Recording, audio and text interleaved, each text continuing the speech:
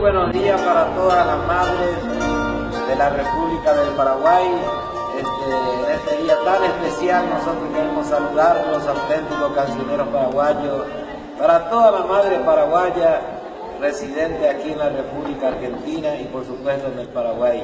Los auténticos cancioneros paraguayos, les saludamos a toda la mamá, con Mario Centurión en el acordeón, el arpa de Elizabeth Ayala, el bajo de Benicio Barreto, el dúo de Diosdel Núñez y quien le habla el niño Ciso Prieto, de M. Guarace Sumí, esta polca. Vamos.